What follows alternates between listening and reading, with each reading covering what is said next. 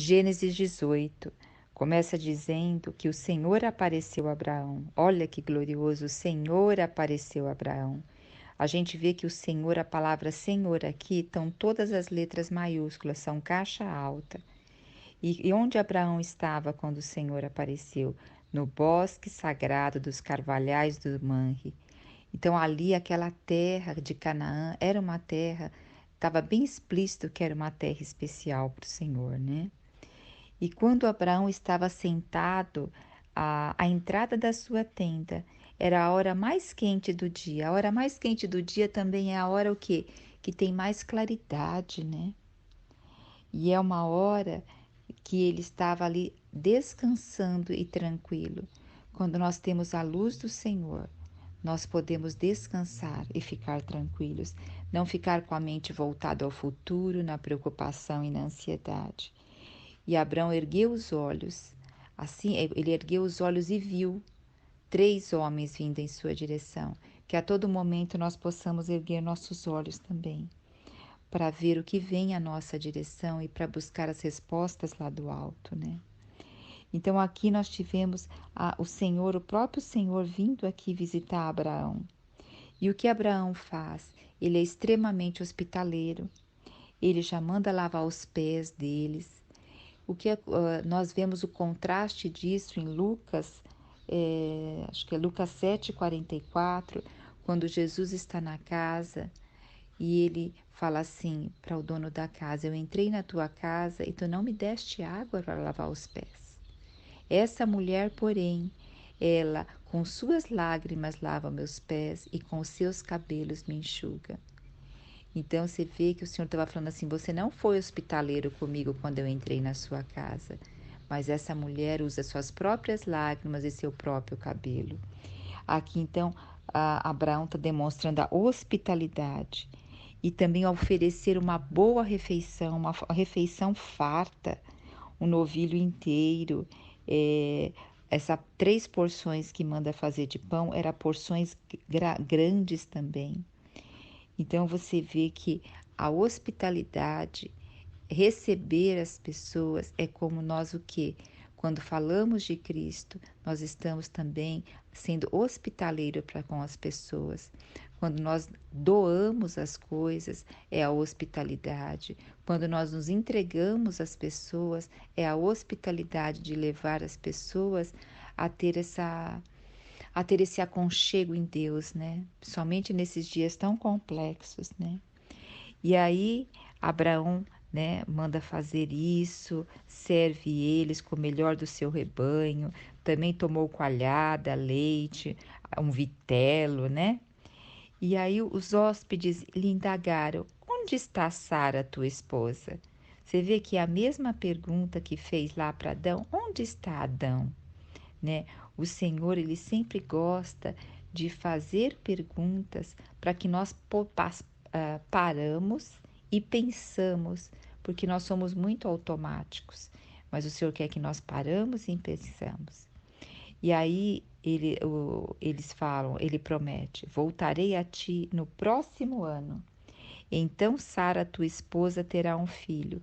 Esse voltarei a ti no próximo ano, literalmente quer dizer tempo da renovação. Essa frase é usada com relação à primavera, que significa nesta mesma época. E o que aconteceu? Sara estava lá na tenda e ela ouviu. E ela pensou no seu coração: como pode? Eu já sou idosa, o Abrão também é idoso. Então ela riu-se no seu coração, no seu íntimo. Agora que estou velha e velho também o meu Senhor, como ainda teremos, né, relações? Como ainda poderemos ter filhos? Então, olha o contraste. Quando Sara diz, agora estou velha, velha vem também literalmente da palavra, gasta como uma vestidura, como uma vestimenta.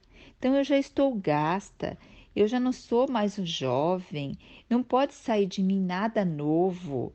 E em contraste, os homens tinham falado para ela: voltarei daqui 1 ano. E daqui um ano, literalmente, quer dizer tempo da renovação. Então, para Deus não existe nada que seja impossível, não existe tempo que já passou. Nós vemos Sara, nós vemos também Isabel, que teve João Batista na sua velhice, Noemi, que foi sogra de Ruth e que orientou Ruth junto a Boaz, e que também ali foi o que? Participou dessa parte da descendência de Cristo, na parte da orientação, Isabel com a João Batista e Sara com Isaac, que representa, né, Cristo. Então isso mostra que Deus nunca pretendeu valorizar uma pessoa pela idade dela. A nossa sociedade nos traz isso, muitas vezes da invalidade, da incapacidade do idoso, mas Deus não é assim. Agora, nós não podemos absorver o que a sociedade diz, e sim absorver como Deus nos olha. Enquanto houver fôlego de vida a nós, existe o tempo da renovação, existe a primavera. Então, não desistas dos seus sonhos e alinhe seus sonhos com o sonho de Deus, porque os nossos sonhos são passageiros como a erva, mas o nosso sonho alinhado com Deus é um propósito eterno e ele dura para sempre. E aqui depois, né, a Sara fala isso e o anjo diz, os homens dizem que Sara riu e ela com medo, ela diz que não riu. Olha só, o medo nos faz esconder as coisas. O medo nos faz fugir da verdade. O medo nos faz omitir a verdade. Só que muitas vezes não está tão claro e latente o nosso medo. Então vamos abrir o coração ao Senhor. Senhor, me mostra quais são os meus medos. Quais são os meus medos e por ele eu oculto tantas coisas na minha vida. Por causa dele eu fujo de tantas verdades ou eu luto com rebeldia a essas verdades, né? Então sempre tem grande significado as coisas que o Senhor coloca na palavra dele para nós, né? E aqui também fala, acaso existe algo demasiadamente difícil para o nosso Deus?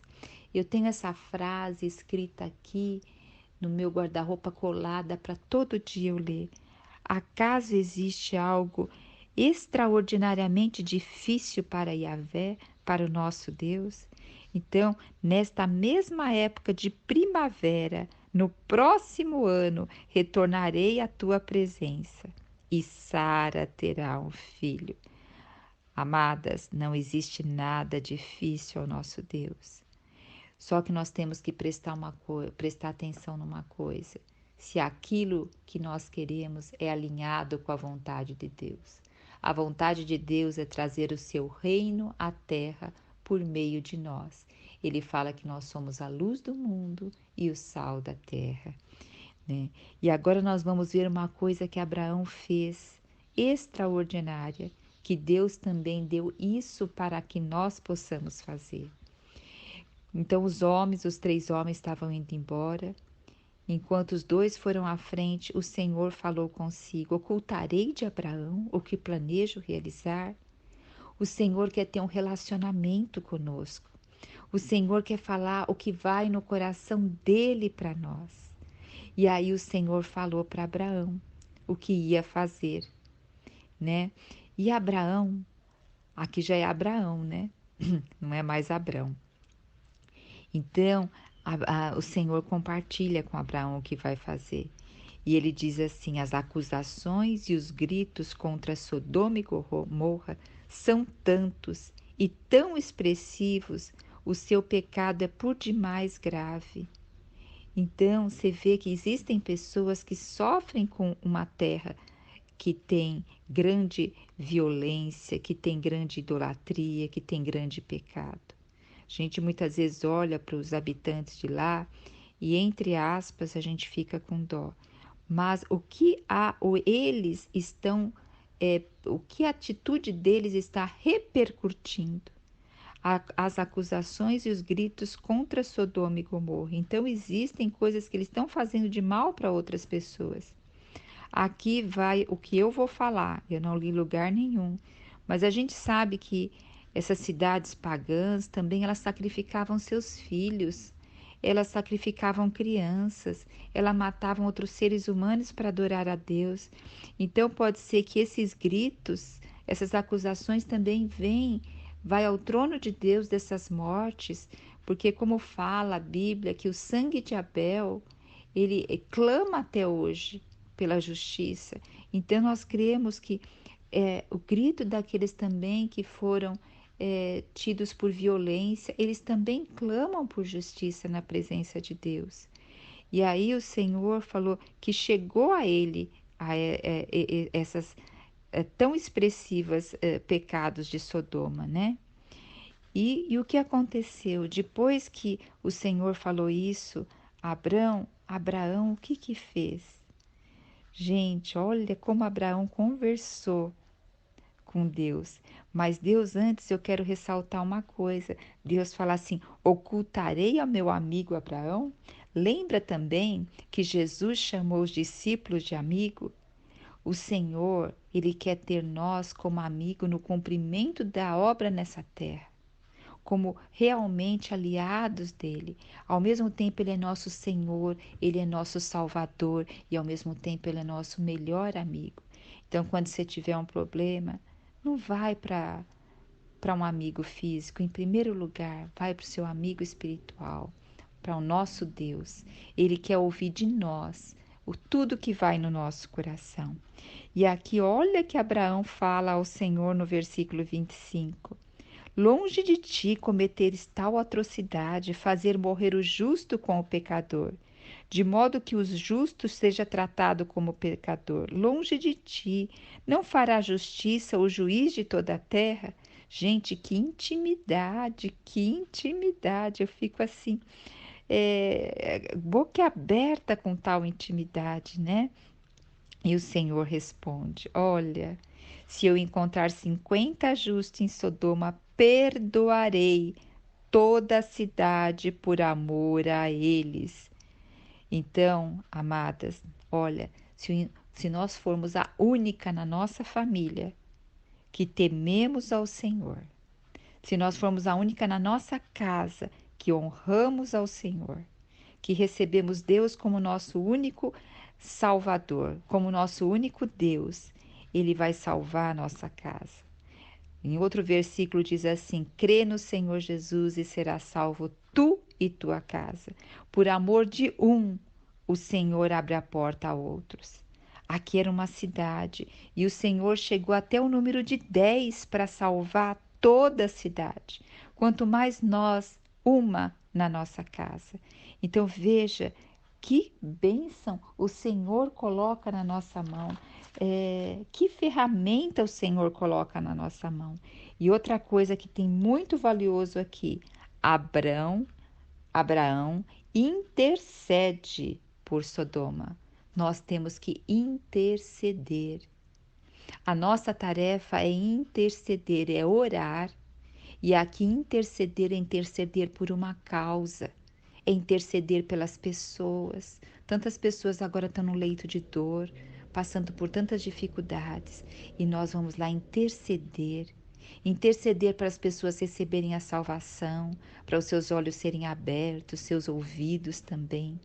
Então, olha, Abrão intercede por Sodoma.